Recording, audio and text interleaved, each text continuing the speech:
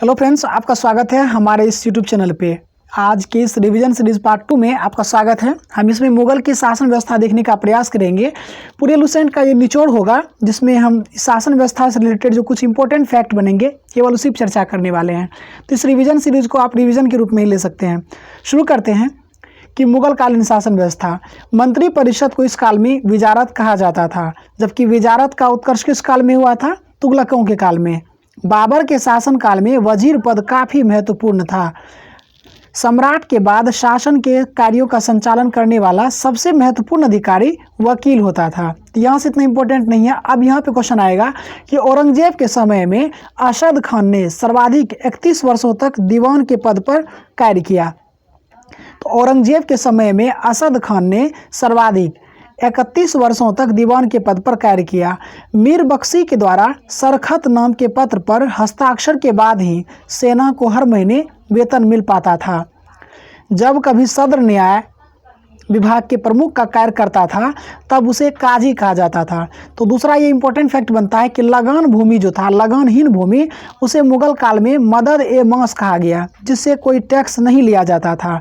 इसका निरीक्षण जो करता था वो सदर करता था। सम्राट के घरेलू विभाग का प्रधान मीर समा कहलाता था। सूचना और गुप्तचर विभाग का प्रधान दरोगा ए डाक चौकी कहलाता था। जितने अभी तक एग्जाम में पूछे गए प्रश्न हैं मैंने उसे अंडरलाइन कर रखा है और बाकी मैंने वैसे छोड़ दिया है। तो इसमें क्वेश्चन पूछा जाता था कि मुहत्सिब क्या होता था।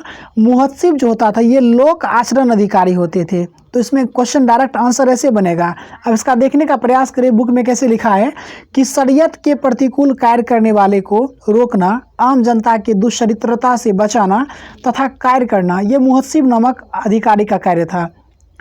प्रशासन की दृष्टि से मुगल साम्राज्य का बंटवारा सूबों में, सूबों का सरकार में और सरकार का परगना या महाल में बांटा गया था।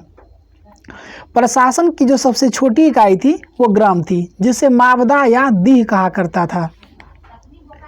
शाहजहां के शासनकाल में सरकार एवं परगना के मध्य चकला नाम की नई इकाई स्थापित की गई थी। तो शाहजहां के काल में चकला नामक एक नई इकाई स्थापित की गई और मंथ स्केल नामक प्रणाली भी शाहजहां ने प्रारंभ किया था। भूमि कर के विभाजन के आधार पर मुगल साम्राज्य समस्त भूमि को 3 भागों में बांटा। एक खालसा भूमि, दूसरी जागीर भूमि, तीसरा सयूरगल या मदद ए माश। तो खालसा भूमि जो होता था ये सीधे रूप से, प्रत्यक्ष रूप से बादशाह के नियंत्रण में या केंद्र के नियंत्रण वाली भूमि होती थी, जैसा कि हमने सल्तनत काल में भी देखा है। जागीर भूमि होती थी कि तनख्वाह के बदले दी जाने वाली भूमि को जागीर भूमि कहा गया, जबकि सयूरगल या मदद ए मांस होता था कि अनुदान में दी गई लगानहीन भूमि, जिसे कि मिल्क भी कहा जाता था। मदद ए मांस क्या होता था कि अनुदान में दी गई लगानहीन भूमि को मिल्क कहा जाता था। शेरशाह के द्वारा भू राजस्व हेतु अपनाई जाने वाली पद्धति राई का उपयोग अकबर ने भी किया। तो अकबर के काल में कुछ महत्वपूर्ण नियुक्ति से रिलेटेड क्वेश्चन बनता है। तो एक बनता है कि करोड़ी की नियुक्ति। तो अकबर ने सन 1573 ईस्वी में करोड़ी नामक अधिकारी की नियुक्ति की थी अकबर ने। 1580 में अकबर ने दहसाला नामक एक नवीन कर प्रणाली प्रारंभ किया। दहसाला बंदोबस्त 1580 में, सूबों का पुनर्गठन 1580 में, उसके बाद नवरोज त्योहार का पुनरुद्धार भी अकबर ने 1580 में ही किया। दहसाला बंदोबस्त को टोडरमल बंदोबस्त भी कहा जाता है। अब दहसाला बंदोबस्त के तहत भूमि को 4 वर्गों में विभाजित किया गया। पोलज, परती, चाचर, बंजर। पोलज क्या होता था? ये नियमित रूप से खेती होती थी पोलज भूमि पे और ये काफ़ी उपजाऊ भूमि होती थी। इसमें वर्ष में 2 बार फसल की जाती थी पोलज भूमि पर, जबकि परती भूमि पर 1 या 2 वर्ष के अंतराल पर खेती की जाती थी।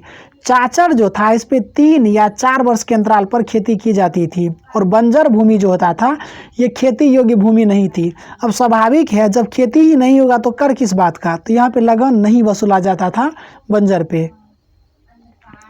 सन 1570-71 में टोडरमल ने खालसा भूमि पर भूराजस्व की नवीन प्रणाली जब्ती प्रारंभ की। तो जब्ती प्रणाली जो है ये शेरशाह का उपज है, लेकिन 1570-71 में अकबर के काल में टोडरमल ने प्रारंभ किया। इस काल में औरंगजेब ने अपने शासनकाल में नस्क प्रणाली को अपनाया और भूराजस्व की राशि को उपज का आधा कर दिया। मुगल काल में कृषक 3 वर्गों में विभाजित थे। तो कृषक जो थे 3 प्रकार के थे। तो एक थे खुदकास्त किसान, दूसरा पाही किसान और तीसरा मुजारियन। हालांकि इतना इंपॉर्टेंट क्वेश्चन बनता नहीं है, फिर भी एक नॉर्मल रीडिंग दे देते हैं। खुदकास्त, जैसा कि पता चल रहा है कि खुद का उसी गांव में की भूमि पर वो खेती करते थे जहां के वे निवासी थे, खुदकास्त। पाही किसान होते थे कि जो दूसरे गांव जाकर कृषि कार्य करते थे, पाही किसान कहलाए। जबकि मुजारियन जो होते थे ये खुदकास्त, जो कि ऊपर वाला जो है, खुदकास्त कृषकों से भूमि किराए पर लेकर कृषि कार्य करते थे मुजारियन। मुगल काल में रुपये की सर्वाधिक ढलाई औरंगजेब के समय में हुई। आना सिक्के का प्रचलन शाहजहां ने करवाया। जहांगीर ने अपने समय में सिक्के पर अपनी आकृति बनवाई और साथ ही अपना एवं नूरजहां का नाम भी अंकित करवाया। लेकिन याद रखेंगे कि मुगल काल में पहली बार स्वर्ण सिक्के जो चलाए वो हुमायूं ने चलाया। मुगलकालीन लगन वसूल करने की व्यवस्थाएं, तो जैसे गल्ला बख्शी में क्या था कि इसमें फसल का कुछ भाग सरकार द्वारा ले लिया जाता था। नसक प्रणाली जो है ये औरंगजेब के द्वारा प्रारंभ किया गया। इसमें खरीफ फसल के आधार पर ही लगन का अनुमान करके और फसल कटने पर उससे ले लिया जाता था। यह व्यवस्था बंगाल में प्रचलित थी। तो नसक व्यवस्था औरंगजेब के द्वारा लाया गया। इसके तहत खरीफ फसल के आधार पर ही लगन निश्चय कर दिया जाता था और कटने पर उससे ले लिया जाता था। 1/2 होता था, ये 50%। और ये व्यवस्था बंगाल में लागू थी। जब्ती क्या है कि इसमें बोई गई फसल के आधार पर लगन का निश्चय किया जाता था, जो नगद लिया जाता था। जब्ती क्वेश्चन अगर पूछा जाए इनमें से कौन सा व्यवस्था था जिसमें नगद लिया जाता था, तो ये जब्ती प्रणाली के तहत जो है लगन नगद लिया जाता था। सबसे बड़ा सिक्का जो है ये संसव सोना का था, जबकि स्वर्ण का सबसे प्रचलित सिक्का जो था वो इलाही था। तो मुगल काल में सोना का जो सबसे बड़ा सिक्का था उसे संसव कहा गया, जबकि स्वर्ण का जो सबसे प्रचलित सिक्का था वो इलाही था। मुगलकालीन अर्थव्यवस्था का आधार चांदी का रुपया था। दैनिक लेन देन के लिए तांबे के दाम का प्रयोग होता था। 1 रुपया में 40 दाम होते थे। मुगल सेना के 4 भाग में रखा गया था। तो आपको केवल इसमें इतना इंपॉर्टेंट बनता नहीं है, ये क्वेश्चन हम केवल दूसरा पॉइंट देखने का प्रयास करें। तो सैन्य व्यवस्था जो था ना मुगल काल में पूरी तरह से मनसबदारी प्रथा पर आधारित था, जो कि अकबर ने प्रारंभ किया था। और ये जात और सवार के बारे में प्रश्न आता है अगर, तो जात से किसी भी व्यक्ति के वेतन और प्रतिष्ठा, मतलब उसके सैनिकों के वेतन और प्रतिष्ठा का पता चलता था, जबकि सवार पद से घुड़सवार दस्तों की संख्या का ज्ञात होता था।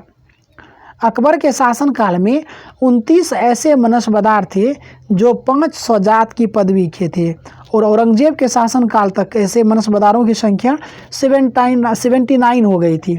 तो अकबर के काल में जो मनसबदारों की संख्या थी 29 थी, लेकिन औरंगजेब के काल में 79 हो गया। और याद रखेंगे कि अकबर के काल में सूबों या प्रांतों की संख्या 16 थी, लेकिन औरंगजेब के काल में 5 बढ़ गया, 21 हो गया। जहांगीर ने सवार पद में 2 स्पा एवं सिंह स्पा की व्यवस्था की। सबसे पहले यह पद महावत खां को दिया गया। तो मुगल काल में जो 2 स्पा और सिंह स्पा प्रारंभ किया वो जहांगीर ने प्रारंभ किया, जबकि 1 स्पा और 2 स्पा रहेगा तो सल्तनत काल में अलाउद्दीन खिलजी के द्वारा प्रारंभ किया गया।